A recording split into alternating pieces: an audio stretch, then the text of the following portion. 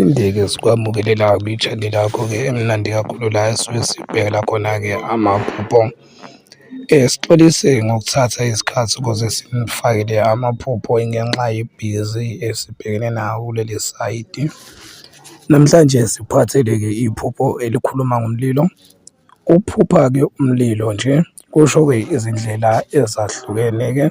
Sizobhekela la kuqala, ukuphupha umlilo uvutha kahle ungashisi lutho. Lokho kusho izinto ezinhle ezizayo empilweni yakho, uthando, amandla amasha noma izibusiso. Kungaba uphawu lokuthi impilo yakho izoshintsha ibe ngcono.